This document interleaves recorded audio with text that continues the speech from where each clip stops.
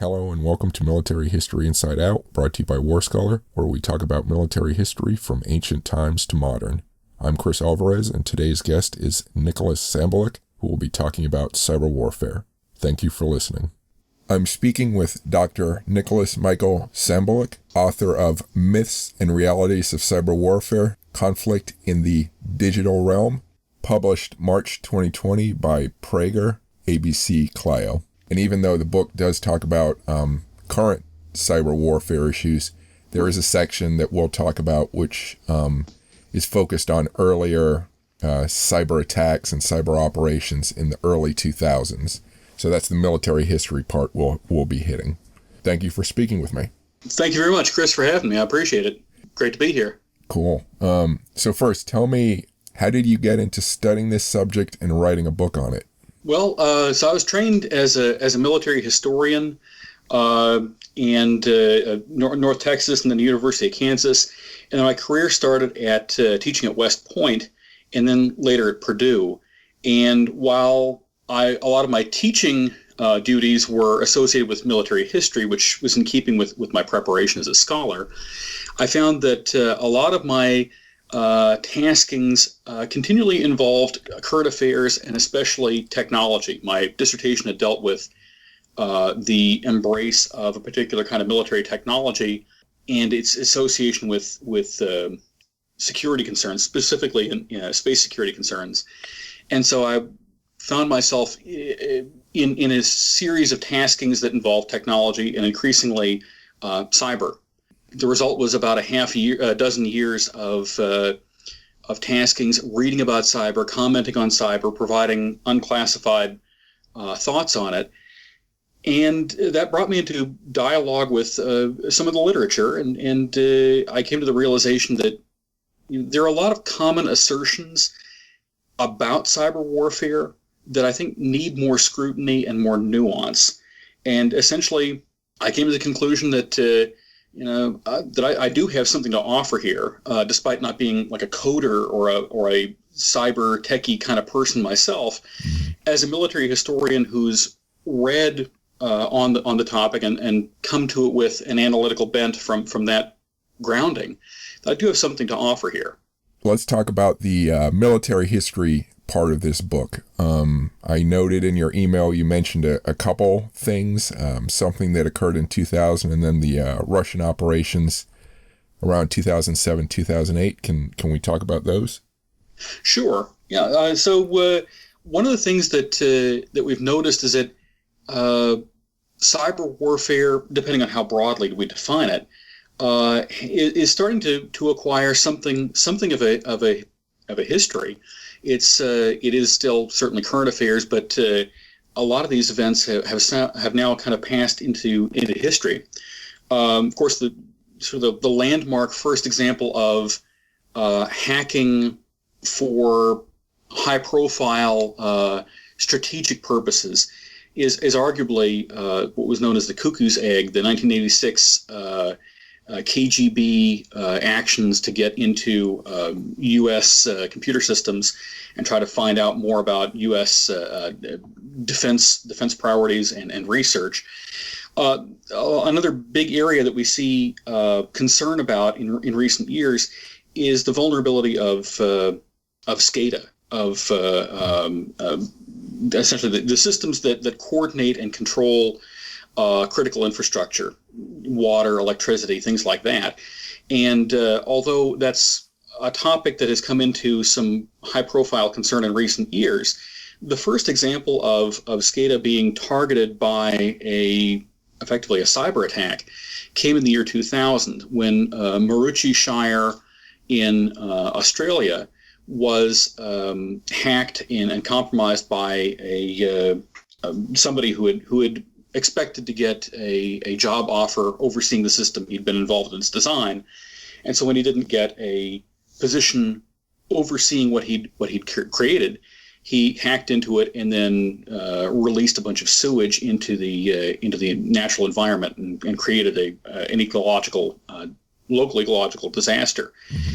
So a lot of these things go back farther than we might imagine. Certainly in more of a conventional, because that was a certainly destructive, but it wasn't for a political purpose.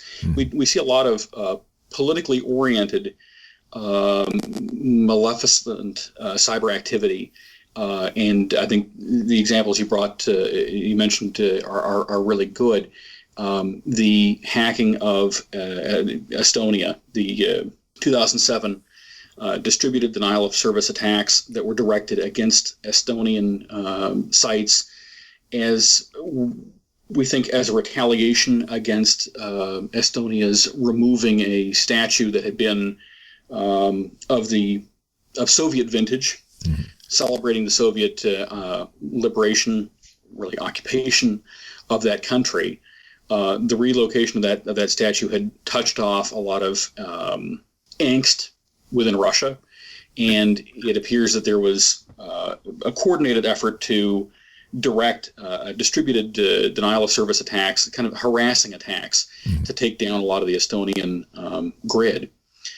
And interestingly, although forensics experts were pretty certain that came from Russia, one of the interesting things about cyber attack is that the attacks don't necessarily seem to come from the places where they're designed. In that case, there were 178 different countries where machines were located throughout the world and ended up pinging Estonian computers in a way that was hostile. Most of those machines were owned by people who had no idea that their home computer or their laptop was part of some what's called a botnet, an array of computers that are answering not just the official users' commands, but also in the background doing things that someone who has hacked into the machine is commanding it to do at the same time. I guess the other example you mentioned, 2008, when similarly, typically low sophisticated cyber attacks were meted out against Georgia. That coincided with a kinetic war that was occurring between Georgia and Russia, and I think it provides an example of when cyber attacks don't necessarily need to be super sophisticated to have some kind of strategic impact. Because if you've got a country that is involved in kinetic fighting, but its government websites, for example, can't project to the world what that country's version of what's going on, there's a strategic impact. I think in recent years we're becoming more aware of the more permanent reverberations of what had previously been thought of as reversible or temporary attacks. I think that it's probably a useful thing that society is starting to understand, that the effects of even a so-called temporary attack can be much more long-lasting. How many incidents have there been of, let's say, by one country against another outside of conflict, where they might be prepping, either doing psychological warfare or asymmetric warfare, prepping for future conflicts, versus cyber warfare being used during kinetic conflict?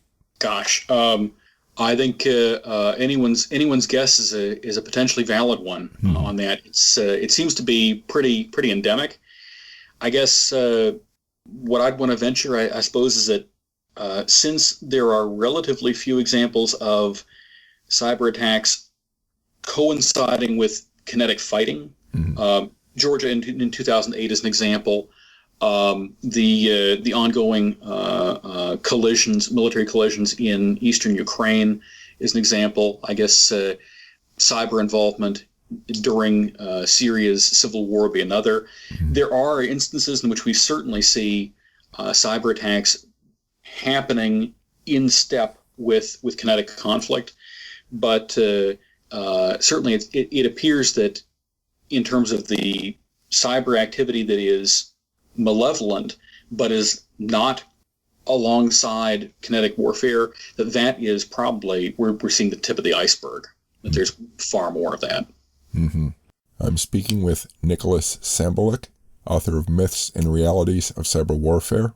You can find him on Twitter at HistoryNContext. Please rate this podcast on whatever podcast feed you're listening to it on.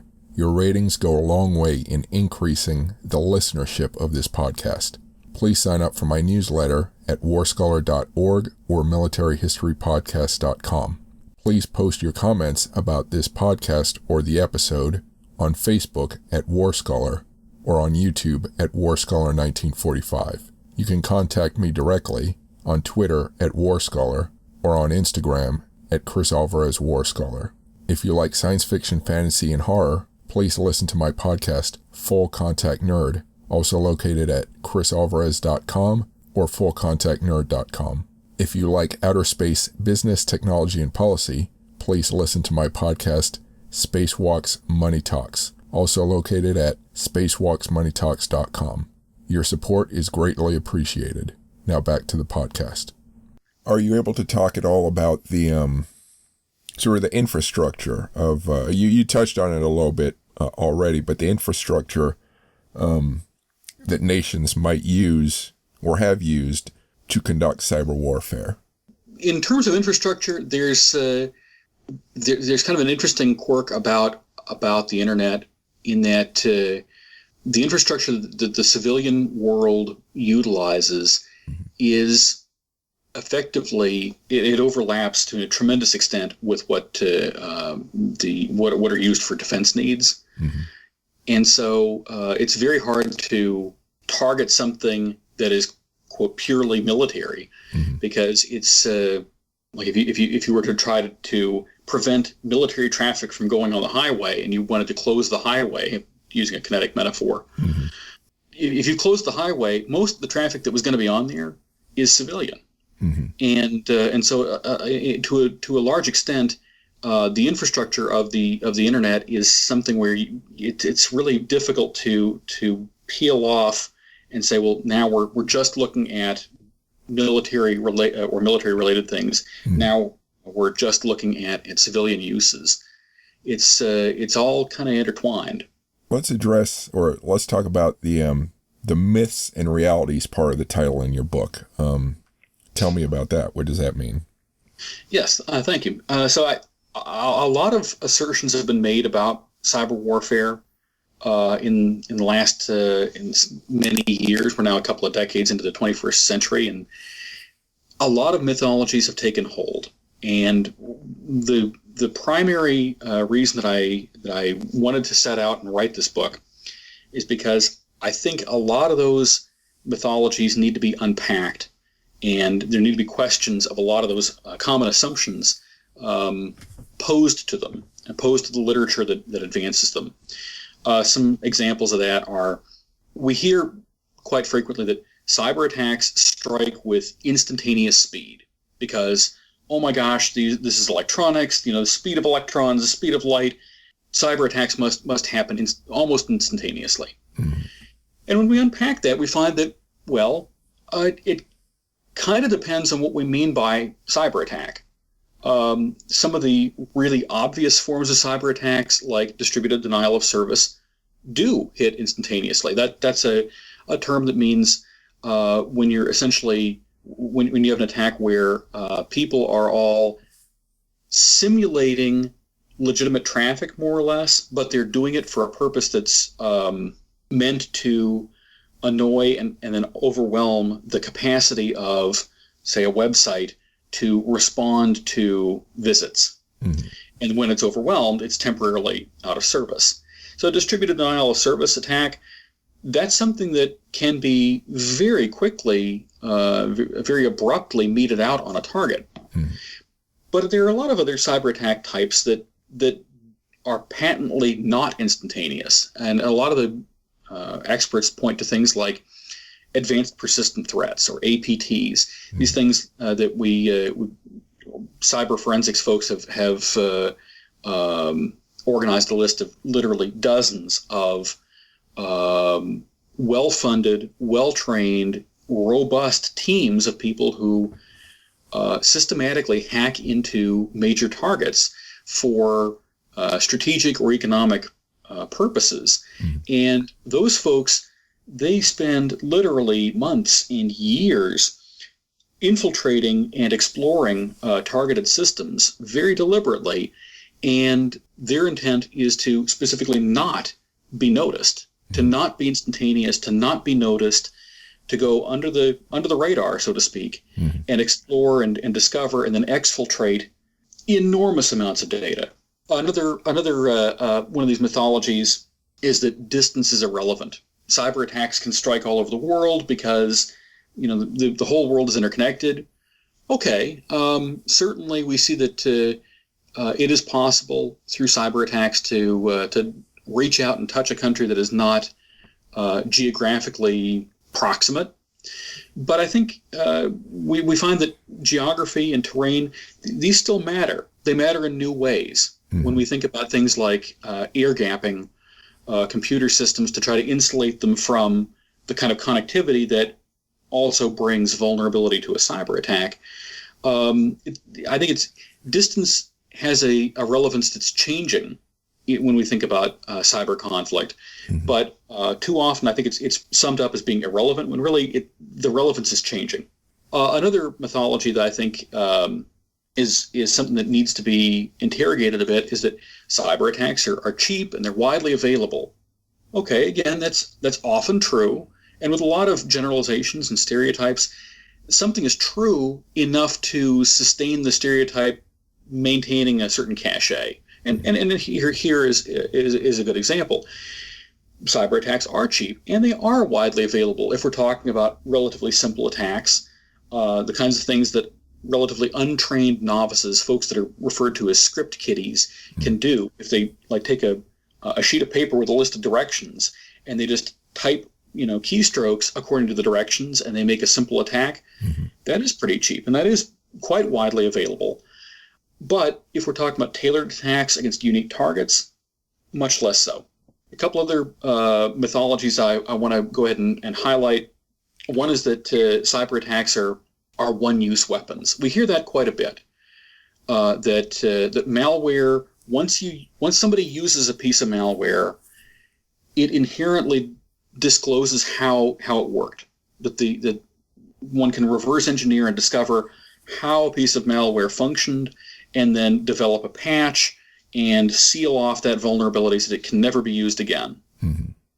In theory, yes, and that's given that mythology has given rise to a lot of assumptions that, well, then maybe it's almost the target's own fault when they get attacked, and we should almost blame the victim. And I think that's, while that has been enunciated by some very prominent experts in the field, I think there's more to it that we really should think about.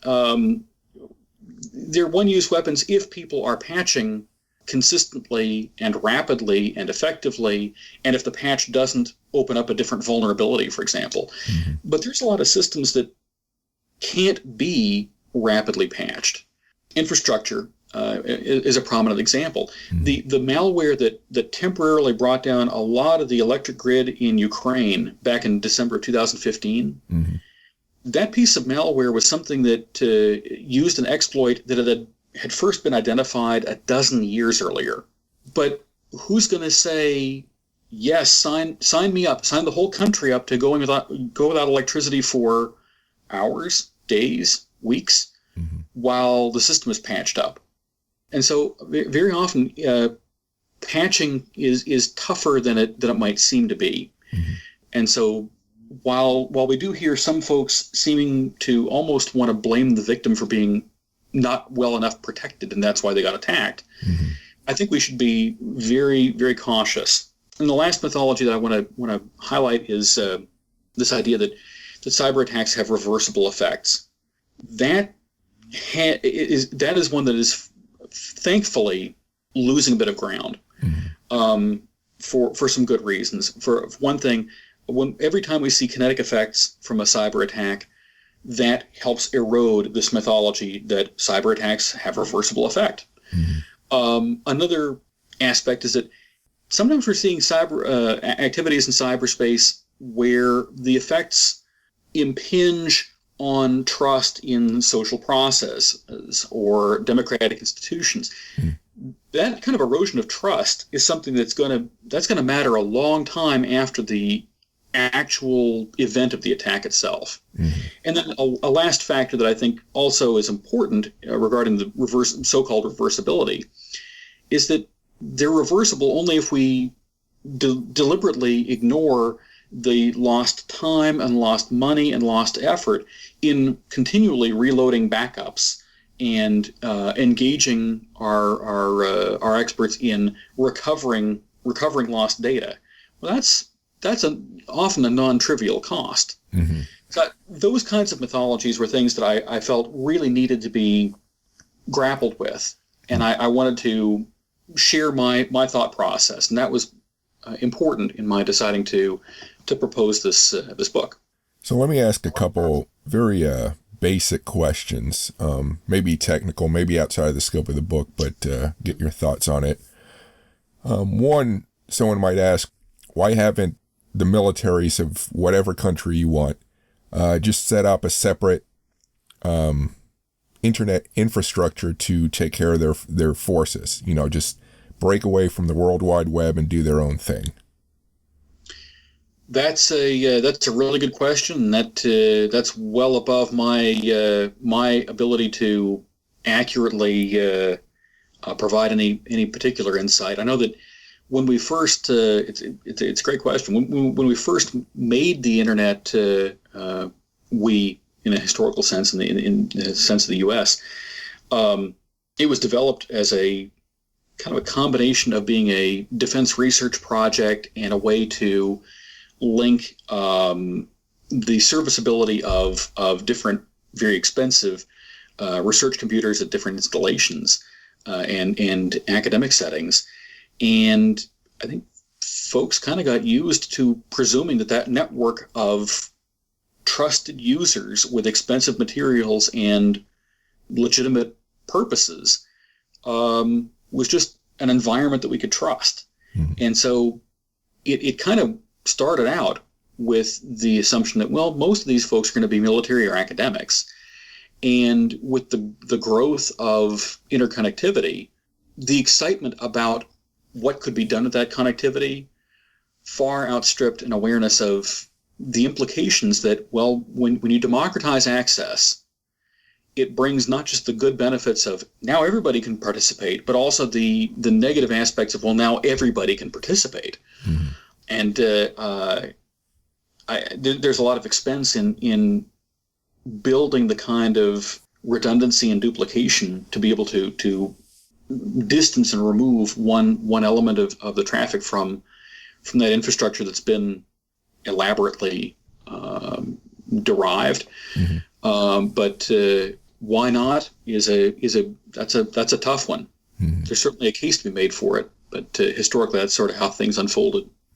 And the second question, another basic one, again, maybe technical beyond the scope of this book, but how do these attackers, someone might ask, how can they get into a system and not be noticed? How could you not notice a strange user on your computer, even if you're not monitoring? How come you can't set up a monitoring program to see that someone's mucking about? Oh, sure. So that is a tremendous question too, and I want to preface my description by emphasizing I'm not coming from this from a technical background or bent so much as a military historian who's read a lot about it and grappled with the assertions that are going on. Mm-hmm. But we do see, as far as how do these folks infiltrate, they'll often find a way in through frequently tricking a human user into allowing some first entry into a system, and through that sort of social engineering of a victimized person, get into a system and set a presence up in an otherwise legitimate account within, say, a network, and then work on elevating the administrative privileges of that user, and then spread out maybe laterally across a network. Mm-hmm. And so they don't need too much of a open window in order to sort of slide into the building and go wherever they want. From the defender's standpoint, as you mentioned, what can defenders do to track this kind of presence? There are some things that have been established as best practices, I guess, for a few decades now, going back historically to the mid '80s. One of them being to when there is a suspicion that someone has infiltrated into a network, to set up pieces of data and files that seem to be enticing to a stranger who doesn't belong in the network but might be looking for important or valuable information. But insiders might understand it's a junk file, and then watching to see which accounts are accessing these files that are not true information, but man, they look enticing and intriguing. The so-called honeypots to track who is going to places that don't make sense for an legitimate user to go. That is one of the methods that has proven pretty useful historically for vendors. Now, just to compare older operations to current ones, let's say, if you're able to answer this, let's look back to what Russia did in 2007 to what's going on in Syria and Ukraine now. Do you see any changes between those, either in who's doing it, how they're doing it, what their goals are, how they're defended against? Have you seen any shifts over the 10, 12-year period? Well, that's a good question. I think one of the things I've noticed in kind of panning back and taking a big view of trends is that we're seeing a diversification of what things are malevolent actors are willing to do and able to do. That there might be an intuitive expectation that as we see more cyber warfare happen, that cyber weapons are going to be increasingly sophisticated, and whether that means that they're better at hitting a particularly unique target or having widespread effects or narrow effects, or different folks have predicted different kinds of things. But I think what we've seen is that the kinds of cyber attacks used have diversified rather than necessarily consolidated on a particular kind of attack.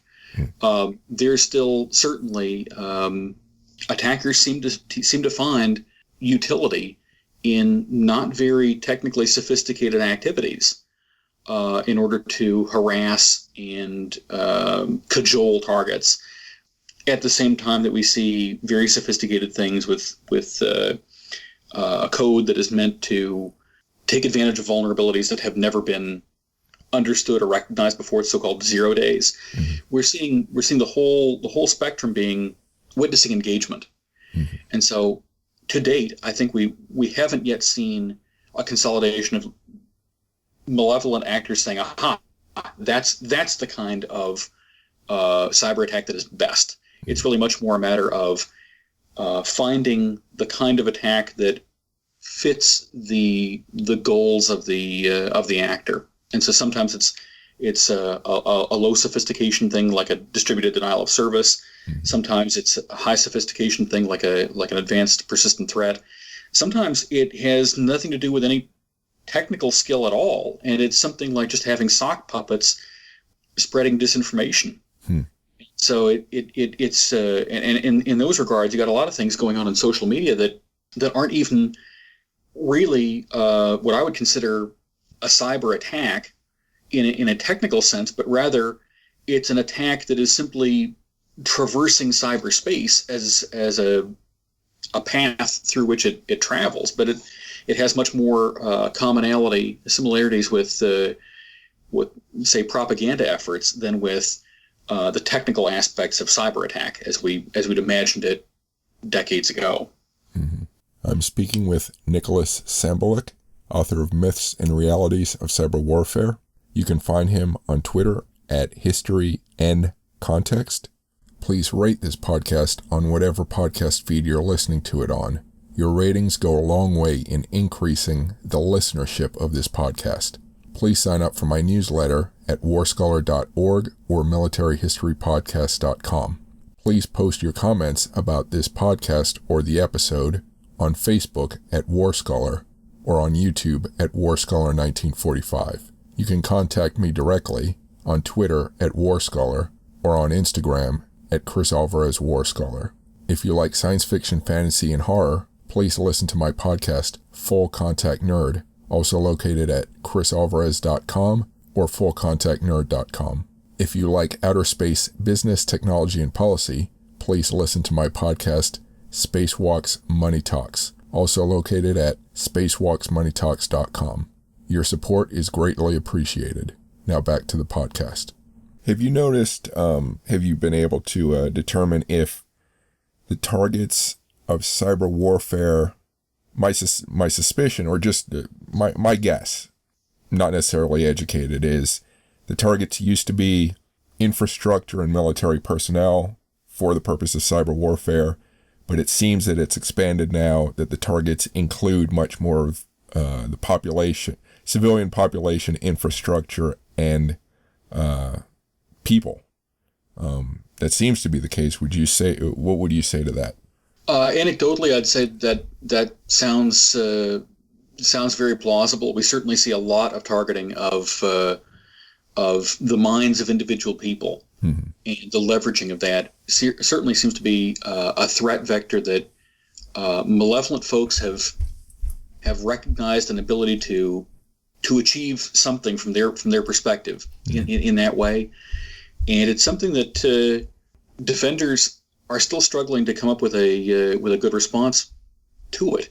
And I think one thing that I think military history shows us is that threats tend to be practiced a lot and more when there isn't a really plausible, workable way of dealing with them. Once there's a way that is believed to be effective in confronting them, well then, war is an interactive process. People who are going to try to be hostile, they're going to work to find some other way that's going to be effective in conflict and imposing their will on an adversary. But until something seems ineffective about this, either ineffective in the sense that the defenders are blocking its impact, or that something else is even more advantageous, it seems likely that we're going to see more of the same. Okay. I'm going to turn to the resources you used for the research in this book. But are there any other significant secondary issues that we haven't touched on that you might want to mention? I guess there's a little excerpt of maybe a paragraph that I wouldn't mind reading regarding social media that might be interesting and kind of touch on these topics. Sure. I mentioned that there is no feature of social media tools that can be established to guarantee that a private communications app can only be used to protect against a dictator and not to plot a terrorist attack, or to disclose photos of a cute pet rather than spread false accusations. Like the Vichy French police functionary in the classic film noir Casablanca, Silicon Valley appears to be shocked that gambling is going on when it comes to the repurposing of social media and social networking apps. Even scholars working to explain manipulation of social media seem surprised that a platform that can be leveraged for political purposes might be leveraged in different ways by more aggressive actors. The different ways of using technologies is something that is still confounding a lot of people globally, even though there had been a lot of celebration of the notion that interconnectivity was going to be something that could be leveraged in all kinds of unpredictable ways, and it has been. It just, some of those ways have included conflict, and globally we seem surprised by that. And I think it's important to consider carefully whether we should be surprised and what that really means. Yeah. In terms of sources, I used a combination of materials, all unclassified, of course. A lot of books about cyber warfare, reports by governments, by NGOs, a lot of think tank discussions. Mm-hmm. The kinds of materials that are used to shape discourse about a topic were things that I wanted to use as source material for finding and interrogating a lot of the common assertions about cyber warfare, and then also, of course, a lot of studies from the journalistic aspects and disclosed, unclassified investigatory materials as well. There are a couple of books that I think are especially useful on the subject. Of course, I'm quite partial to Myths and Realities of Cyber Warfare. Mm-hmm. But a couple of materials I thought were especially insightful also were a book called On Cyber, Toward an Operational Art for Cyber Conflict by Greg Conti and David Raymond, mm-hmm. and also Bruce Schneier, who's a very well-known and lively author in this arena. One of his books is Data and Goliath, which is especially useful and interesting. Mm-hmm. So a variety of resources, books, but also various reports, investigatory materials, think tank discussions, and journalistic reports as well. Mm-hmm. Do you get a sense, again, thinking about it historically, over the last 15, 20 years, the cyber actor that nations are using? People think of the kid, the young guy in his, basement in a dark room hacking away.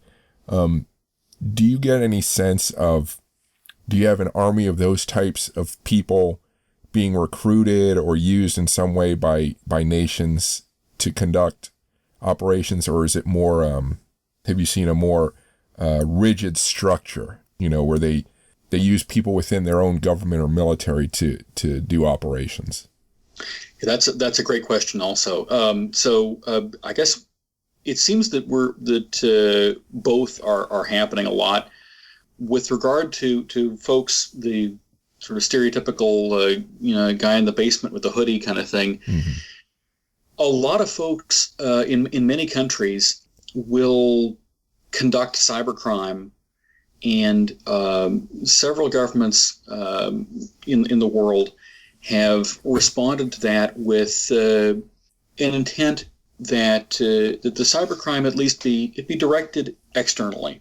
The authorities aren't necessarily too concerned in many countries, as long as the person who's getting ripped off by the phony email, the Nigerian prince kind of thing, all I need is your social security number and your bank account, and I can give you your millions. Mm-hmm. All kinds of these fake cybercrime kind of activities are permitted and accepted, more or less, as long as they're targeting people outside the country. Mm-hmm.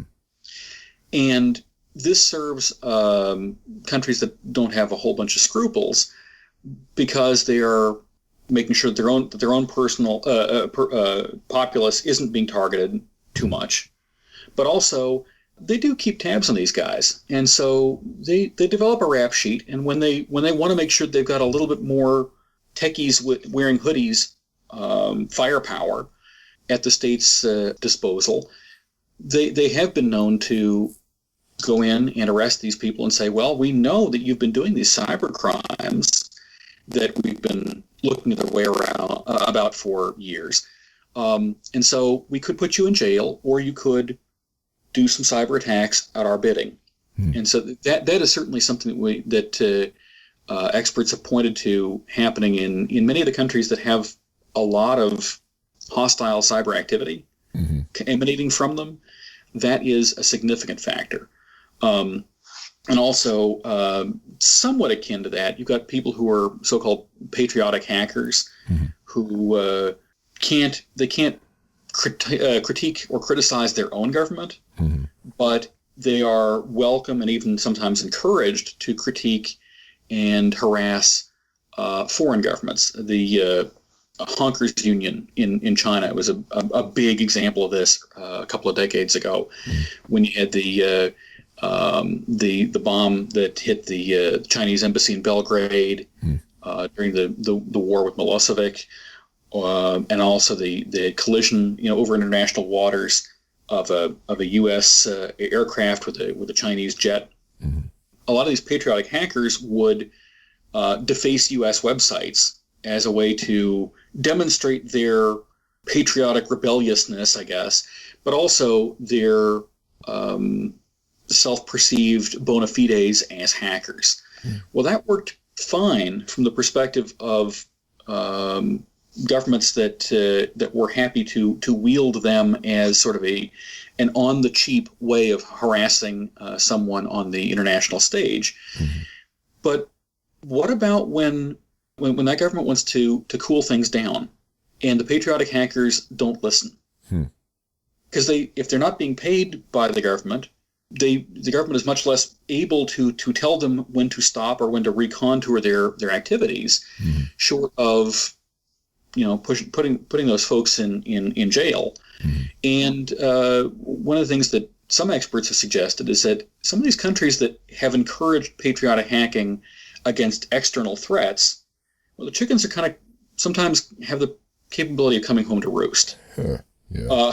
And these people who have gotten used to critiquing people online might forget which side of their bread is sort of buttered through benign neglect. Mm-hmm. And so a lot of these on the cheap ways to leverage hoodie hacker power, they do represent something of a double-edged sword. Mm-hmm. But that doesn't keep them from being very, very popularly used. So thinking back to when we talked about civilians and civilian structures as targets, and then talking about these individuals who are sort of recruited, quote, recruited temporarily, it makes me think about the Geneva Convention. And if you had actual conflict, I don't think the rules of war necessarily know how to account for cyber warfare. Does that hacker are they classified as spy? Can they, if they were ever caught, could they be executed as a spy because they're not in uniform? And then, attacks on civilians, is that a war crime? If it's not actually killing them, so that's sort of the train of thought I'm going through as we discuss this. Yeah, I think that's a fascinating point because there is not consensus about what a cyber attack is or what cyber war is.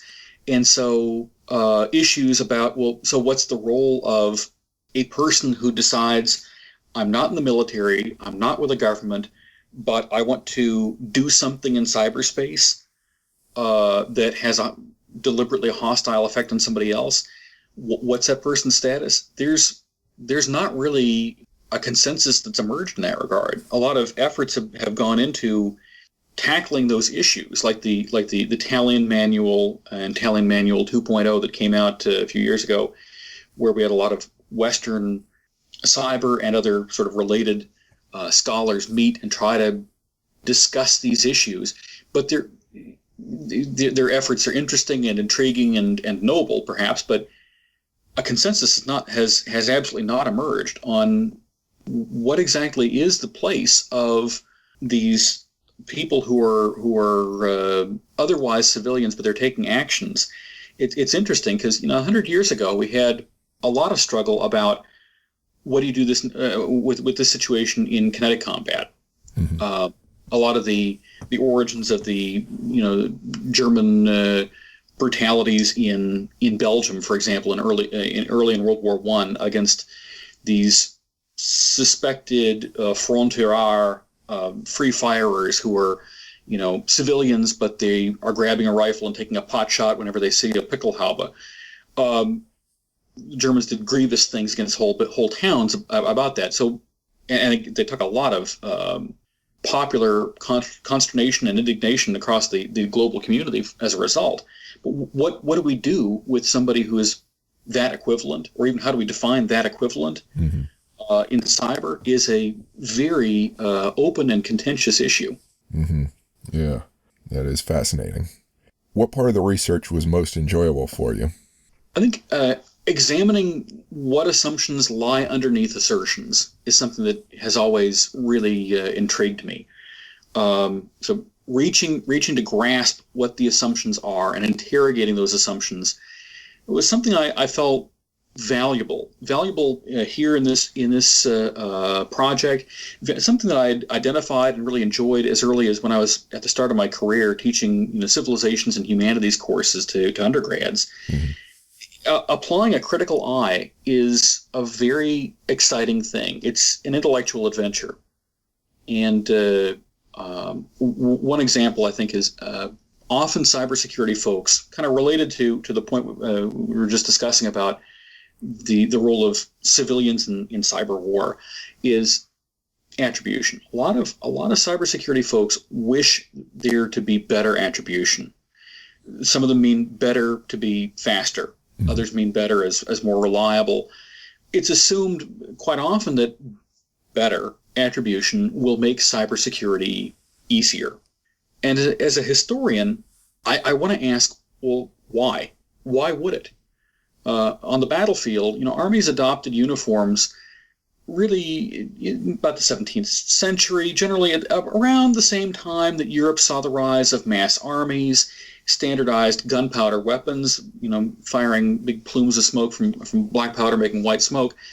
Uniforms allowed better control of troops. They allowed better coordination of units.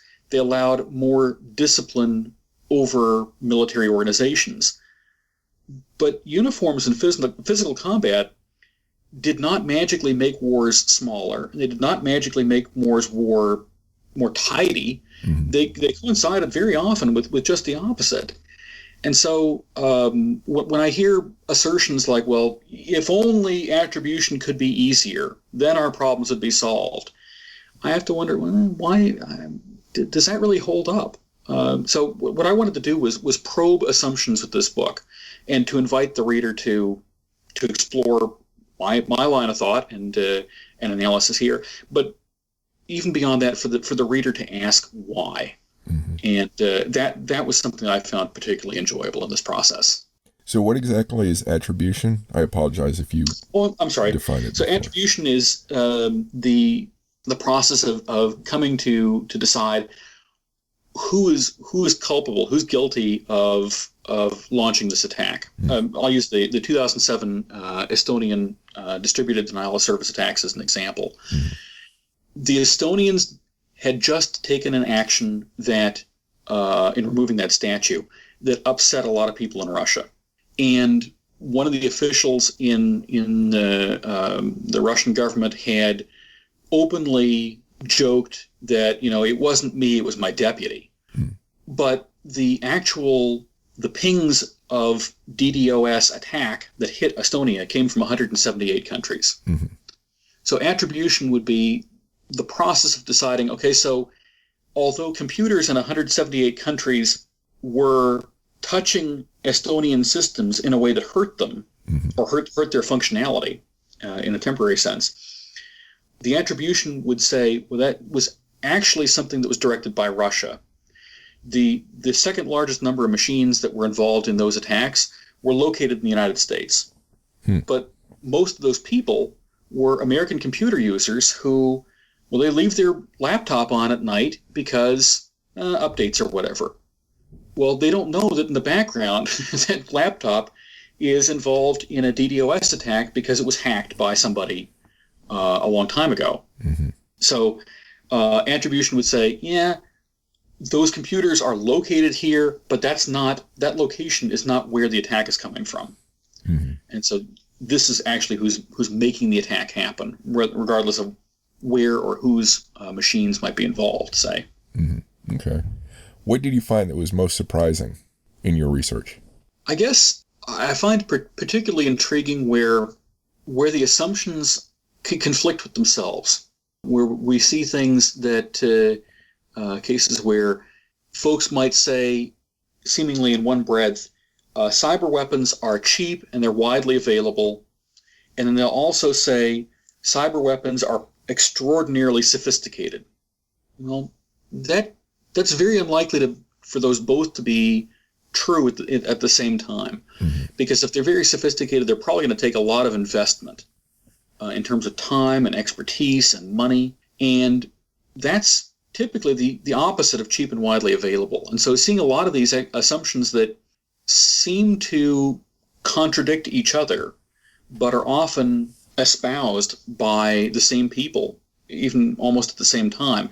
I thought that was something that was surprising and interesting to grapple with, and pointed to the fact that there's a lot of cases where these mythologies have enough circumstantial evidence that we can understand why they took hold and why they gained popularity, but that there's usually a lot more nuance involved and a lot of details that should mitigate against our thinking that this thing is always true. Cyber weapons are always instantaneously functional. They're always cheap. They're always one use. There's a lot more to it. And I thought grappling with sort of those paradoxes was surprising and exciting. Was there a particular question that you had a lot of difficulty reaching a conclusion on, or maybe you never did get a satisfactory answer? I think I'm probably not alone in struggling with how do we deal with the leveraging of social media in for political purposes. Mm-hmm. I think that's something that I don't have a good answer about that, mm-hmm. and I think I'm probably in a lot of good company in not having a good answer to what do we do with that? What does the solution actually look like? Because I suspect that there isn't a silver bullet waiting to be found in that regard. Mm-hmm. So what do you hope the book will do? I really do hope that it provides an opportunity for readers to learn more about cyber warfare, about what assumptions are common, about what cyber warfare entails, about why some of those assumptions that are popular have some basis in fact, but why they should come with caveats. And ultimately, I hope that this book helps people think themselves about cyberspace and about warfare. I was just wondering, can you ever imagine people in the future, the way people analyze battles nowadays, could you see people in the future analyzing cyber attacks, in a similar way, like machine X, moved, did X number against, such and such target, and then, I wonder. That would be a fascinating thing to see. We may not be that far away from seeing the first examples of kind of operational histories of cyber war. Mm-hmm. I imagine classification issues might be something that kind of slows down that process, mm-hmm. in a way that you can see operational histories of a lot of kinetic conflicts because, well, folks can see the ships approaching Normandy. They can see people getting off the Higgins boats, and so you can write an operational history after World War II that this is how D-Day happened. Mm-hmm. And so I imagine that the process might be complicated, I guess, by concerns about what's visible and when. Mm-hmm. But it will be fascinating to see when we do get something kind of like those operational histories, but of the electrons flying around. Mm-hmm. That'd be pretty neat. From the perspective of a historian studying this, though, there's so much data that's just was never recorded. No one's going to know. It's like all this hidden. In the age of information, we're going to have all these activities and operations that may never be known, Mm-hmm.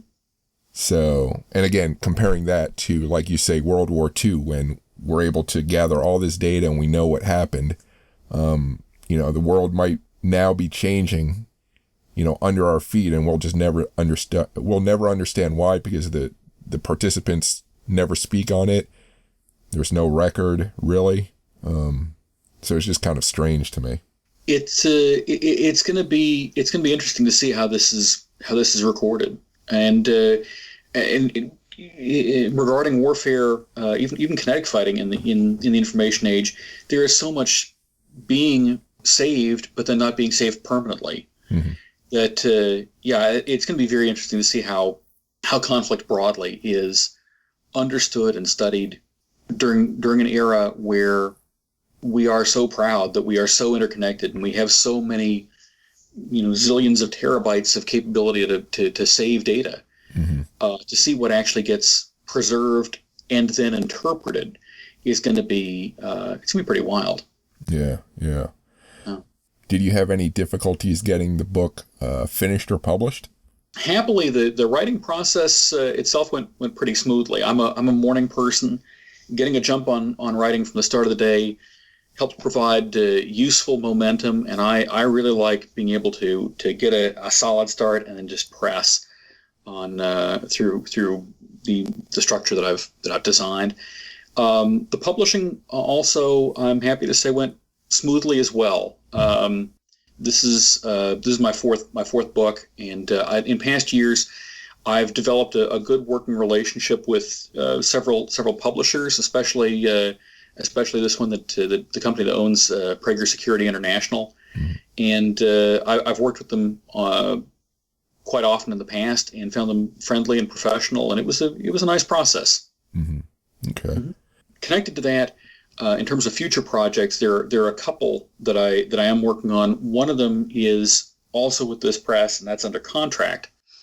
When they got the manuscript for Myths and Realities of Cyber Warfare, they said they asked me to create a new book on a related topic, and so that's going to be called Weaponizing Cyberspace, and I'm gratified and excited about that. And then beyond that, I'm also working on a history monograph dealing with Dutch and Indonesian air power training during World War II. So remaining current both on the cyber aspects, but also keeping in touch with my military history roots as well. Yeah. Where can people find you on the web? Do you have a website, social media, anything like that? So I do have a Twitter account. That's History N, like the letter N for Nick, Context. So History N Context. Okay. And then make sure that like my Amazon author bio is up to date, that sort of thing. Mm-hmm.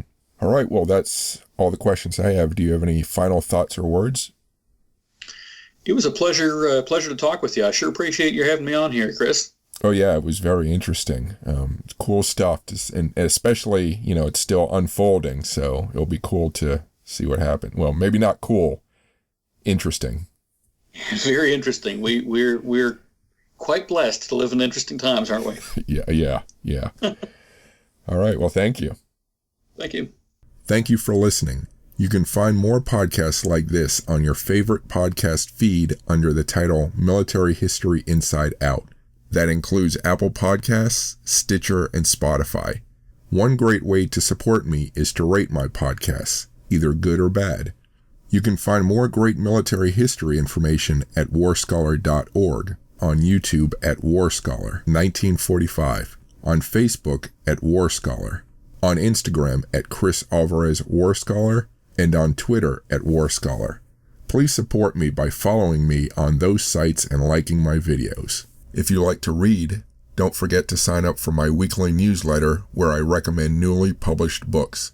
The subscription box is on my webpage. Thank you.